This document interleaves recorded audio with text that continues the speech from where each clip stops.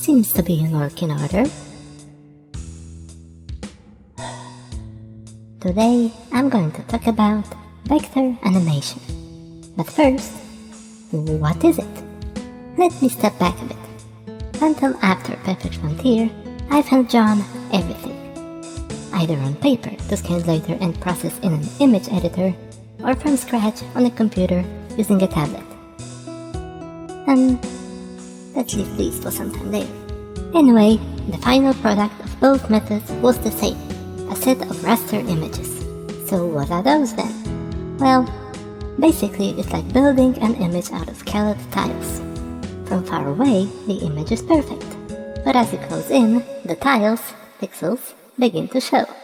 Computer software reduces this effect by blending pixel borders together, but images still get blurry when you zoom in, so you need to think ahead and create images large enough so they don't get enlarged to the point where you start to lose quality. At least twice at a different size from my experience.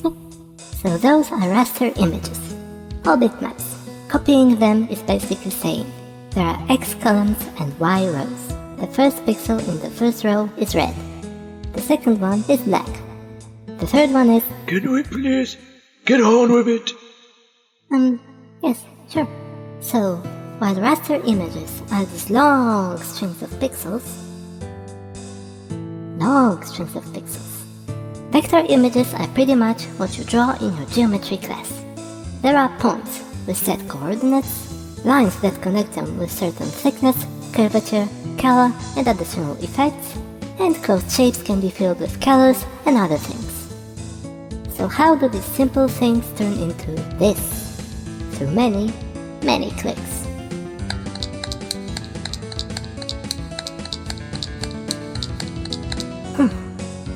So why bother with vectors? When you move, zoom, or rotate vectors, they don't deteriorate. Lines remain sharp. And it's easy to reuse objects. Ever noticed how cartoons like to use and reuse side dish views nowadays? And, most importantly, the animation! Many or all of object properties can be animated, depending on your software of choice, from position to color and effects. And there's more. Objects can be organized into hierarchies and bone structures, making it simple to animate complex characters.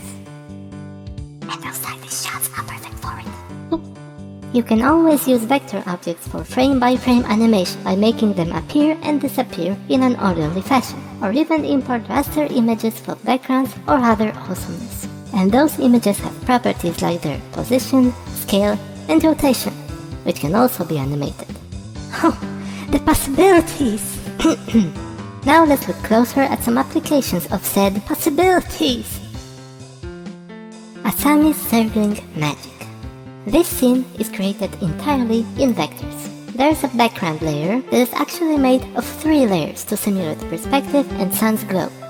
Left hand group that contains frames for the hand's animation with blur effect.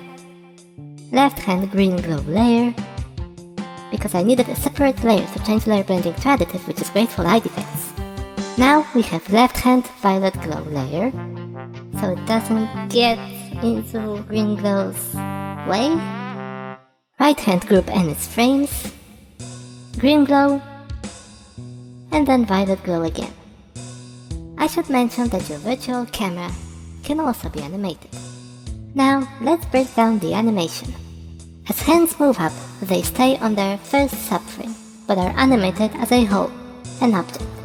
Green glow objects grow in size as their points are animated, and the camera pans up to follow the hands.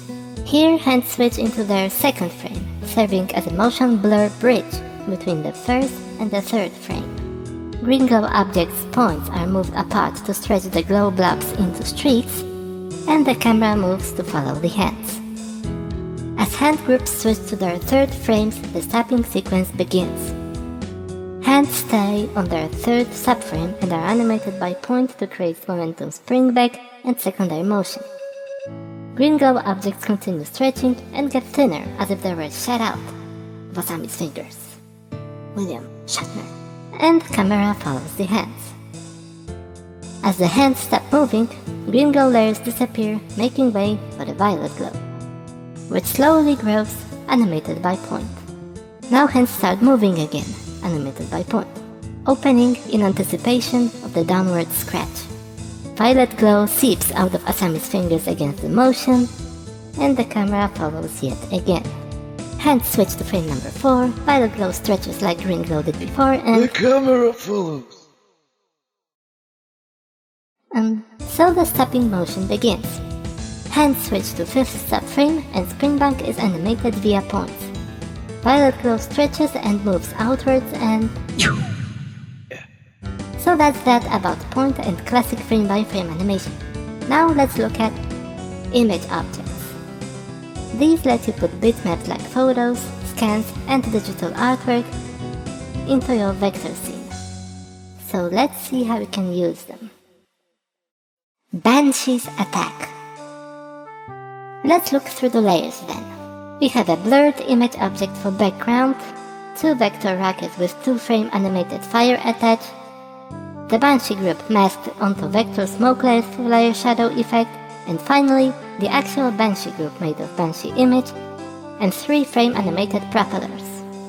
Yes, those are just 2 rockets and the animation repeats. So basically the Banshee just wobbles around as its group is animated. In my software of choice, groups behave just like image objects, but they contain layers instead of images. And those layers can also be groups and everything can be animated just like it can be outside the group. The possibilities! The rocket groups appear under the Banshee groups and just move forward. Vector smoke masks grow and stretch behind the rockets. The background slowly moves to the side underneath. And the camera shakes a little to add extra dynamism. And that's that. This 1 second took a whole day to create. Anyway, normally I just paint myself a background and then create vector layer or layers for animation. Almost every shot in Fireball Cast was made this way.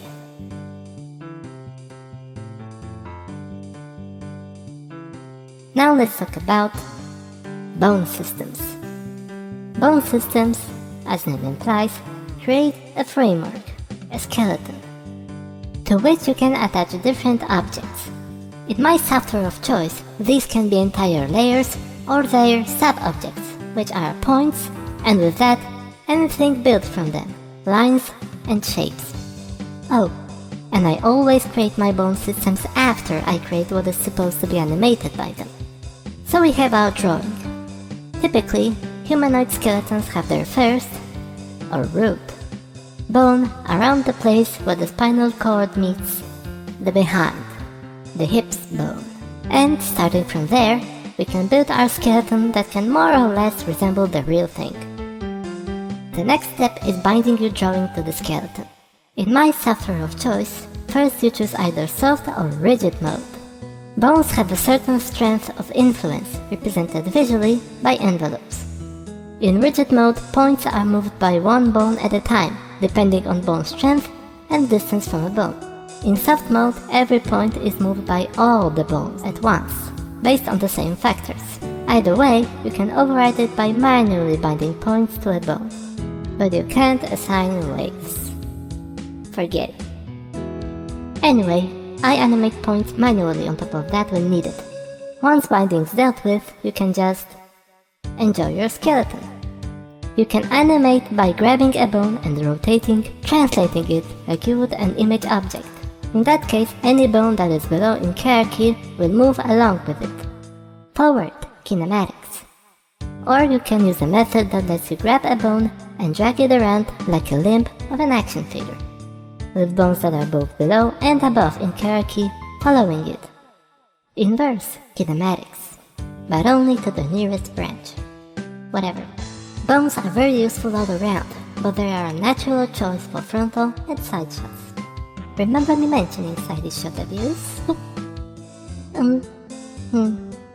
Well, anything after Perfect Frontier could work. Still going. My favorites are Asami's dance cycles, must be the bouncing, and Princess of Sharp Objects roll animations. must be the links. And scratches, bumpies, cycles. Oh, and this. Not much to say about technique. Just move the bones around, I guess. Set key poses, adjust interpolation, apply secondary motion, finish with point animation. So that's about all I wanted to say in this update. Hope this helps, or at least is fun to watch. Remember, it's still up to you to animate, even with all this help. Stay creative. Are we done? Yes, pretty much.